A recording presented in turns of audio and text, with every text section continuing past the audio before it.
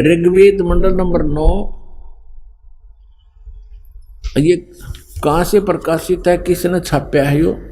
ये है प्रकाशक है सर्वदेशी कार्य प्रतिनिधि सभा, महर्षि सिद्धांत भवन, रामलीला मैदान, नई दिल्ली से। और ये देखिएगा, ये इसका अनुवाद करता है, यहाँ से ये मुद्रित है। अब आपको दिखाते हैं ऋग्वेद मंडल नंबर 9 सूक्त 1 का ये मंत्र नंबर 9, ये 9 नंबर है। इसमें क्या लिखा है कि अभी अधन्या उत्सरंती धेनव शिशुम, ये शिशु शब्द है इसके अंदर। सोम इंद्राय पातवे, इसका अनुवाद किया है इन्होंने आर्य समाजियों ने ही, लेकिन ये थोड़ा सा गलत करके दास उसको ठीक करेगा। उस सोम माने परमात्मा, उस सोम स्वभाव वाले पुरुष नहीं परमात्मा। देखो सोम माने ये स्वयं ही, यहाँ पर ये खुद ही लिख रहे हैं प्रथम मंत्र में, प्रथम मंडल नंबर 9, 9वां मंडल सूक्त नंबर 1 का मंत्र नंबर 1 में ये सोम माने सोम स्वभाव वाला परमात्मन, हे सोम स्वभाव परमात्मन, ओ सोम माने परमात्मन। तो इसमें ये सोम शब्द है यहाँ पर। अब ऋग्वेद मंडल नंबर 9 सूक्त 1 मंत्र 9 को पढ़ रहे हैं हम, 9 को। इसमें लिखा कि उस इमम माने उस, सोम माने परमात्मा को, शिशुम जो बालक रूप में प्रकट होता है, शिशु रूप में, ये कुमार अवस्था में ही। अभी अधन्या, अधन्या माने अहिंसनीय, अहिंसनीय लिख दी। अपरात्मा देनो माने गौवे, अभी माने पूर्ण रूप से, सब प्रकार से, पूर्ण रूप से। अधन्या अहिंसनीय कर दिया इन्होंने, ये अनुवाद गलत कर रखा है। इसका अर्थ बनता है जैसे हमारे यहाँ क्षेत्र में हरियाणा के अंदर जो गायें नए दूध नहीं होती गऊ, उसको कहते हैं ये बिना धनाई है, बिना धनाई। अधन्या जो गर्भ ना धारण किया हो, और अभिअधन्या यानी पूर्ण रूप से जो बिना धनाई, कंवारी। अभिअधन्या का माने है कंवारी, जिसको बैल ने कभी टच ना किया हो। यहाँ स्पष्ट इसका अर्थ है बनता। अब देखें ऋग्वेद मंडल नंबर 9 सूक्त नंबर 1 का ये मंत्र नंबर 9 पढ़ रहे हम।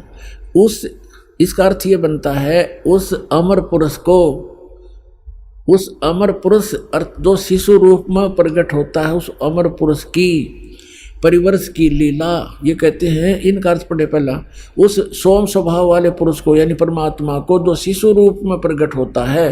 अभी ये तो गलत कर रहे हैं, कुमारावस्था में श्रद्धालु पुरुष को जो शिशु रूप में प्रकट होता है, अभी सभी प्रकार से। अधन्य माने कंवारी, धेनव माने गौवें, तृप्त करती हैं, तृप्त करती है माने उसका पालन पोषण करती है, परवरिश की लीला होती है। तो इसका अर्थ है उन कंवारी गायों के द्वारा उस शिशु रूपधारी परमात्मा, बालक रूपधारी अमर पुरुष की परवरिश की लीला होती है। कंवारी गायों द्वारा अभी अधन्या धेनव शृणंती तृप्त करती हैं, शिशु माने कुमार, शिशु रूप में प्रकट परमात्मा को। अपनात्मा हमने सबसे पहले ये पहचान करनी है कि जिस भगवान की, जिस अल्लाह की, जिस खुदा की हम भक्ति कर रहे हैं, वो सचमुच भगवान भी है कि नहीं। बिल्कुल सही है। अब हम कोई सौदा करने जाते हैं, लाल लेते हैं या कोई भी वस्तु लेते हैं, तो हम ये तो देख ले ये वस्तु वो है कि नहीं। तो आज आपके समक्ष हमारे पवित्र सदग्रंथ वेदों ने सिद्ध कर दिया कि भगवान जब शिशु रूप धारण करके आता है, उनकी परवरिश की लीला कुंवारी गायों से होती है।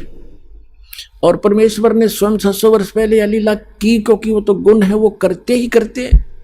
और ये भी वेदों में प्रमाणित है कि ऊपर के लोक में रहता है, सह शरीर है, मनुष्य दृश्य है, देखने में राजा के समान है, सिंहासन पर विराजमान है, वहाँ से सह शरीर चल के आता है, 6 आत्माओं को मिलता है, उनको उपदेश देता है, ज्ञान देता है, कवियों की तरह आचरण करता है, और वो ऐसे गुप्त मंत्र का आविष्कार करता है। और यही आदरणीय गरीबदास साहिब जी ने बता दिया, यही हमारे 600 वर्ष पहले मालिक ने लीला की, उनकी जीवनी में विद्यमान है। तो गरीबदास साहिब जी ने कहा है, हम सुल्तानी नानक तारे दादू को उपदेश दिया, जात जुलाहा भेद न पाया वो काशी मोह कबीर हुआ, अनंत कोट ब्रह्मांड का एक रति नहीं भारे, सतगुरु पुरुष कबीर हैं ये कुल के सर्जनहार। आगे रामानंद और परमेश्वर की गोष्ठी कभी फिर सुनाएंगे। ऐसा कमाल कर रखा गरीबदास जी ने, यथार्थ चित्रार्थ कर रखी है परमात्मा की आंखों देखी महिमा।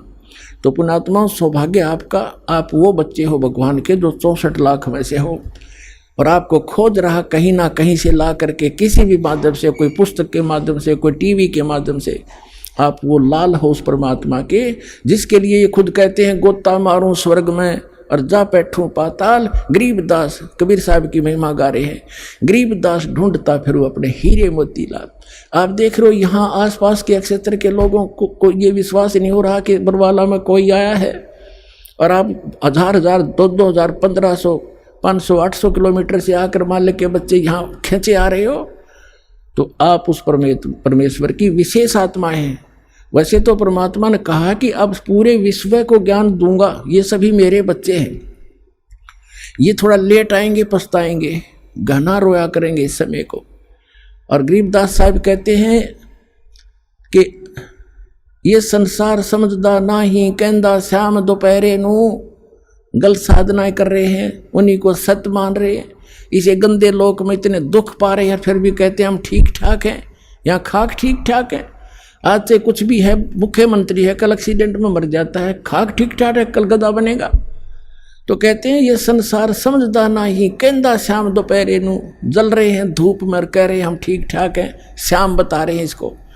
और गरीबदास ये वक्त जात है, रोवोगे इस पैरे नू, ये समझ जाता है हाथ से, फिर रोया करोगे। या अब इस मनुष्य जीवन में ये सत भक्ति नहीं मिली, और दास परमात्मा ने अपना कुत्ता भेज रखा, आपको जगा रहा है, और अब भी नहीं पहचानोगे तो कहते रोया करोगे इस समय को।